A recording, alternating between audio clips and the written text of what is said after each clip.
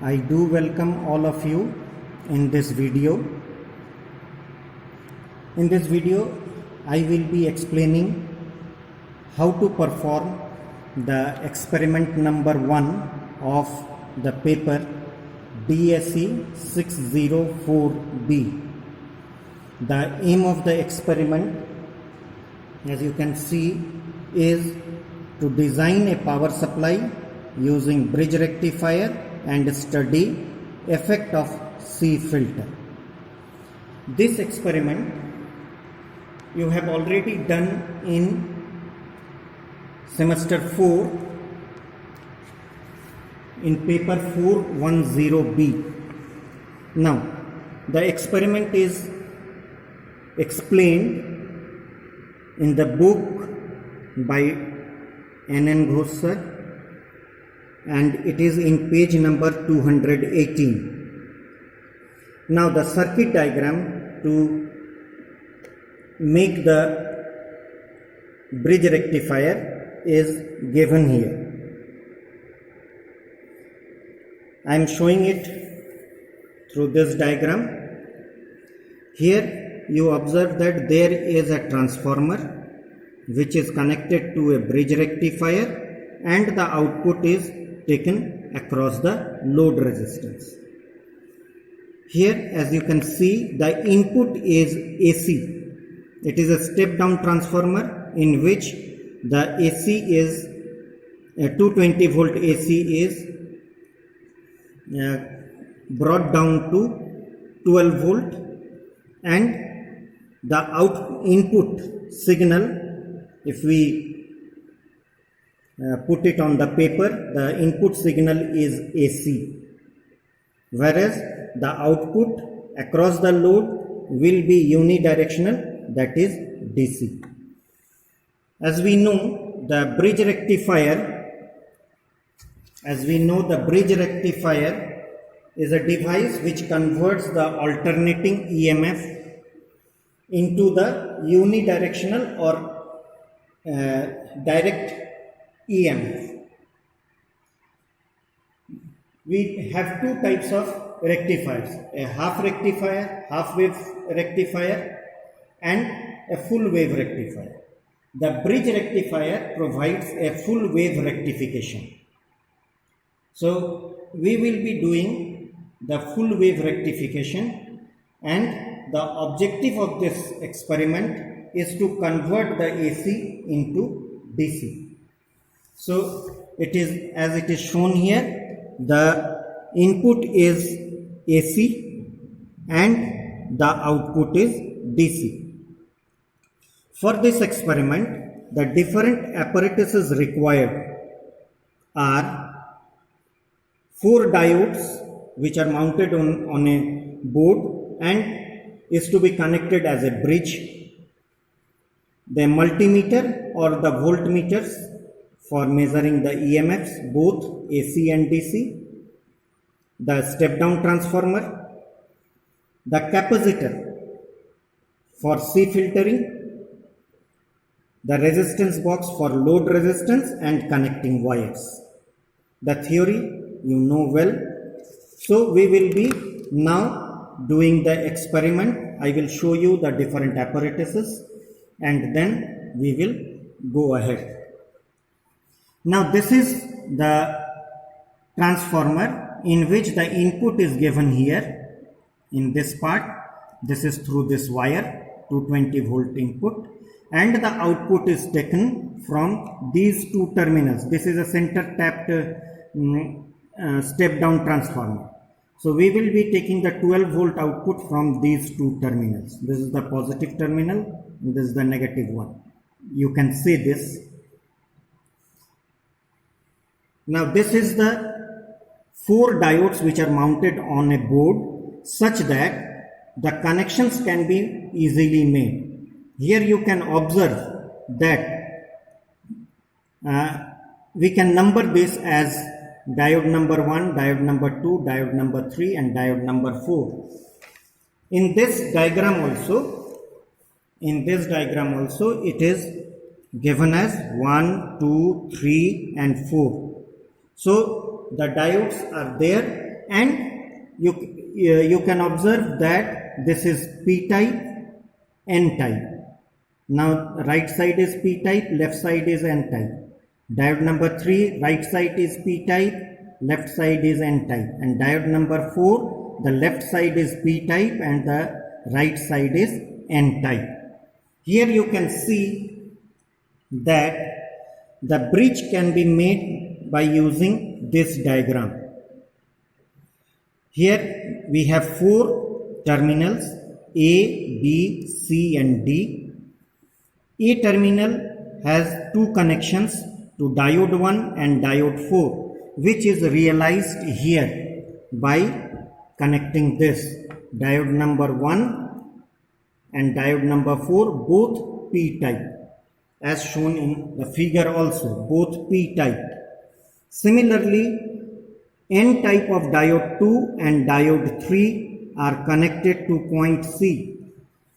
N type of diode 2 and diode 3 are connected to point C. So, the first, on the left side, the first and last terminal denotes point A, whereas the second and third denotes point C. Now, the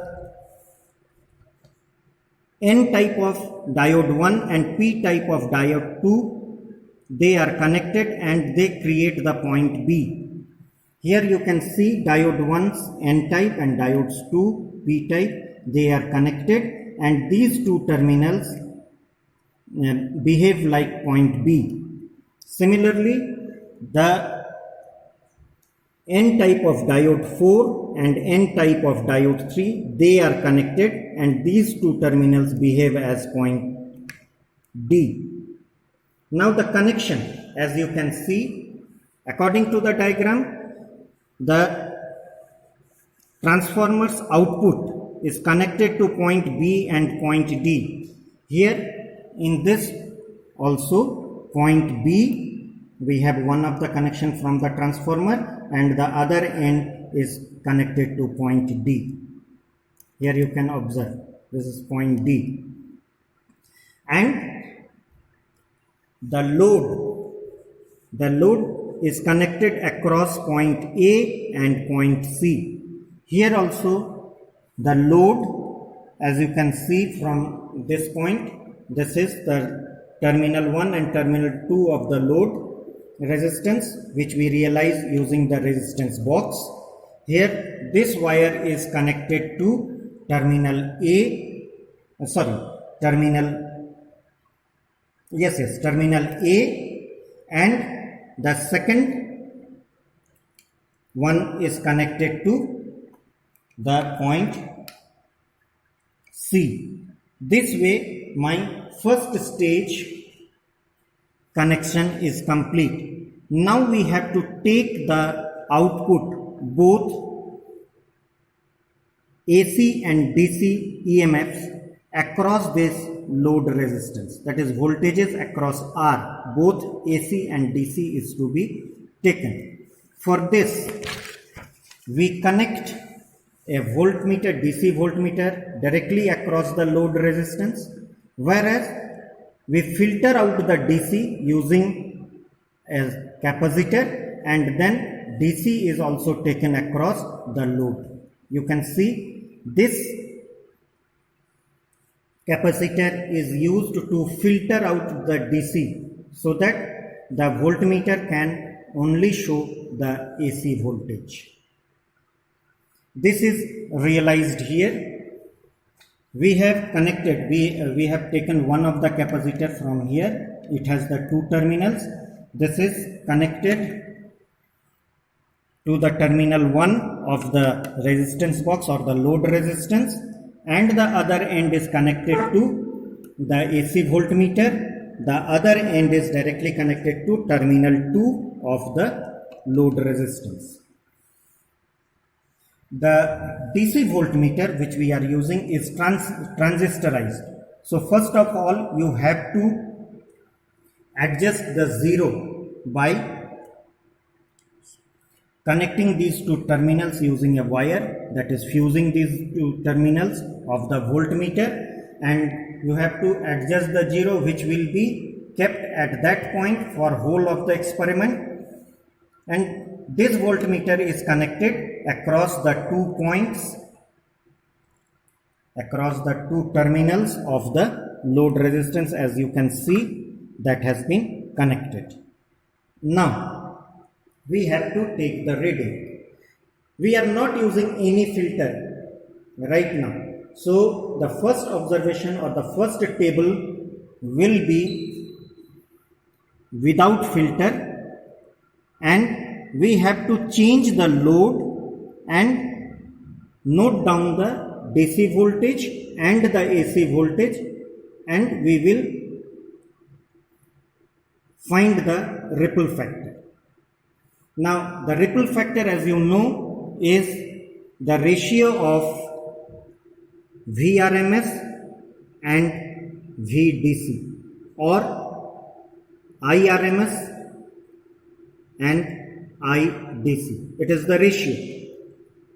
So RMS means AC.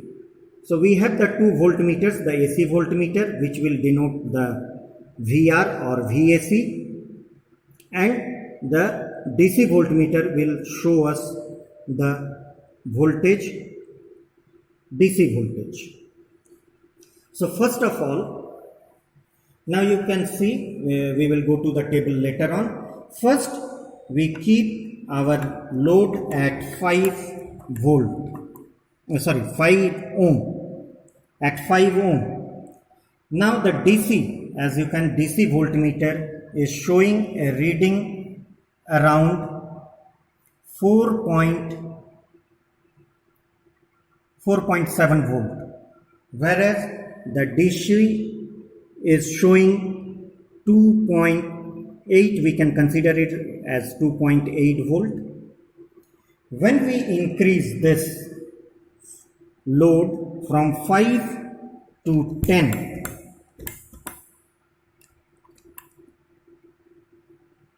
now you see the voltage increases. The DC voltage is now 6.8 volt, whereas the AC volt has increased to 4.5 volt, around 4.5 volt. Again, if we increase it, the load resistance to 20 volt, the DC voltage now becomes 9.2 volt, whereas the AC has increased to 6.5 volt. Likewise, we will set up a basic difference between 2 load resistances and will note down the DC voltages and the AC voltages from the 2 voltmeters. Now in this here I am showing you one of the tables which has been performed earlier, that the load resistance has been increased from 10 to 40, and the second column is showing the VDC, whereas the third column is showing the VAC. Now the different, we will change the load here and will note down the different AC and DC voltages. AC volt, DC volt, AC volt, DC volt, AC volt, DC volt. This way, and the ripple factor is calculated, which comes in this example, it comes, the average value is around 0.481. Now we connect a C filter, that is, we connect across the load another capacitor of high value, another capacitor of high value around the across the load. This we have realized using the second capacitor, and is connected across the load. The bridge circuit remains the same. just across the load we connect in parallel another capacitor which behaves as the C filter. Now we give the we change the load resistance. Let it be 5. Let it be 5. What we observe, the DC voltage is showing 5.2 volt, whereas the AC is just showing 0.5 volt. Now we increase the load resistance. Now 6, you can observe that the voltage is DC voltage is increasing. It has increased to 5.8, whereas the DC voltage practically doesn't change. Similarly, we go ahead, if we increase it to 7, it will the DC voltage increases, but still the AC voltage is showing the practically the same reading. Similarly, we go on increasing the load resistance and we observe that DC voltage is increasing but not the AC voltage. DC voltage is increasing but not the AC voltage, as it is still showing around 0.5 volt. Now if we see it in the table, if we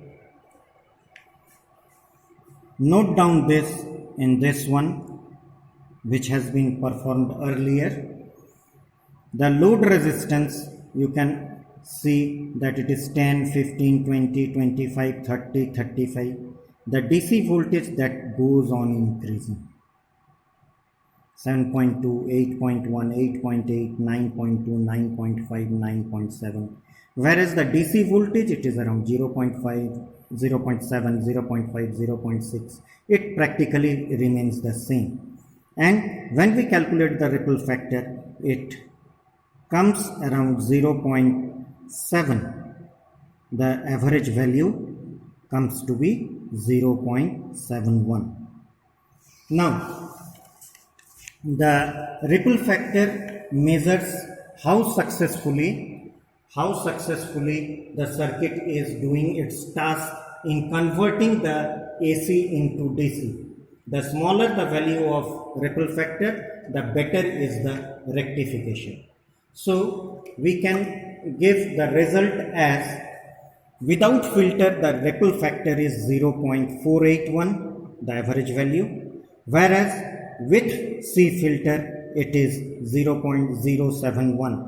So if we use a C filter, it gives a better rectification. This completes the experiment, how to perform the experiment. Thank you very much.